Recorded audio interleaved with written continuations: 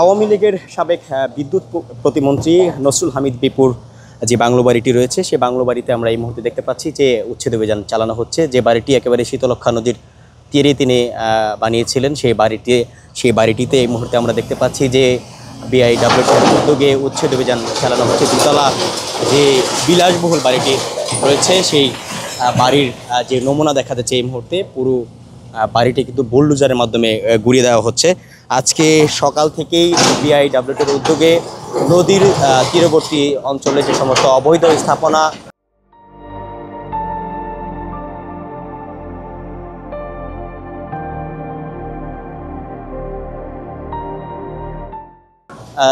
ছিল সেগুলোতে উচ্ছেদ অভিযান চালিয়েছেন। সেই ধারাবাহিকতায় আমরা এই মুহূর্তে যে বাড়িটিতে উচ্ছেদ অভিযান চালানো হচ্ছে সে বাড়িটি হচ্ছে আওয়ামী লীগের সাবেক বিদ্যুৎ প্রতিমন্ত্রী নসরুল হামিদ বিপুর বাড়ি, যার আরও একটি বাংলো রয়েছে। এটি একেবারে নদীর তীরে গড়ে তোলা হয়েছিল। দেখাই যাচ্ছে যে একেবারে নদীর তীরে এই বাড়িটি গড়ে তোলা হয়েছিল।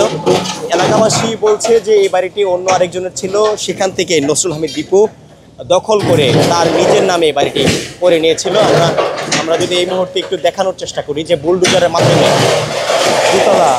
দুতলা যে বিলাসবহুল বাড়িটি সেই বাড়িটি একেবারে মাটির সাথে ঘুরিয়ে দেওয়া হচ্ছে, যেটি একেবারে নদীর তীরে যে বাড়িটি গড়ে তোলা হয়েছিল। নিচে একটি সুইমিং পুল বানানো হয়েছিল।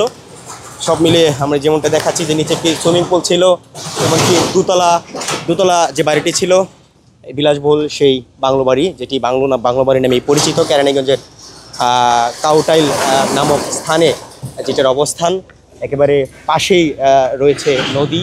যদি দেখাই যে নদীর তীরেই তিনি বাড়িটি গড়ে তুলেছিলেন। যে মোটামুটি সব জায়গায় কিন্তু উচ্ছেদ অভিযান চালানো হয়েছে, ভাঙচুর করা হয়েছে। ঠিক একেবারে নদীর একেবারে কাছে বাড়িটি তিনি গড়ে তুলেছিলেন। এলাকাবাসী সূত্রে আমরা যেমনটা জেনেছি যে বাড়িটি তিনি বানাননি, যেটি অন্যজনের বাড়ি ছিল, সেখান থেকে তিনি জোরপূর্বক দখল করেছেন এমনটি কিন্তু বলেছেন। সেই বাড়িতে এই মুহূর্তে বিআইডব্লিউটির উদ্যোগে উচ্ছেদ অভিযান চালাচ্ছেন। আমরা দেখেছি যে নিরাপত্তার দায়িত্বে রয়েছেন র্যাব, পুলিশ ও আনসার সদস্যরা রয়েছেন। সেই সাথে কয়েকজন ম্যাজিস্ট্রেটের নেতৃত্বে কিন্তু এখানে উচ্ছেদ অভিযান চালানো হচ্ছে।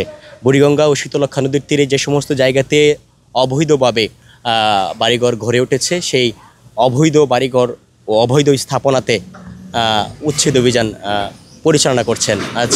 আজ বেলা 11টা কিছুটা পর থেকে এই উচ্ছেদ অভিযান শুরু হয়। সেই উচ্ছেদ অভিযানের এই মুহূর্তে যে অংশটি আমরা দেখতে পাচ্ছি এটি পতিত সরকারের সাবেক প্রতিমন্ত্রী বিদ্যুৎ ও জ্বালানি প্রতিমন্ত্রী নসরুল হামিদ বিপুর এই বাড়িটি, যেটিকে বাংলো বাড়ি হিসাবে পরিচিত, সেই বাড়িটিতে এই মুহূর্তে যে উচ্ছেদ কার্যক্রম সেটি চলছে। আমরা নিচে একটি বিলাসবহুল সুইমিং পুল দেখতে পাচ্ছি, যেটি এখন এই মুহূর্তে পরিত্যক্ত। এমনকি পাশেই দেখা যাচ্ছে নদীর যে বাতাস, সব মিলিয়ে একটি মনোরম পরিবেশে এই বাড়িটি তিনি বানিয়েছিলেন। কিন্তু এলাকাবাসী সূত্রে যেমনটা আমরা জেনেছি, এলাকাবাসী বলছেন এই বাড়িটি অন্য আরেকজনের বাড়ি ছিল, যেটিকে জোরপূর্বক তিনি দখল করেছেন।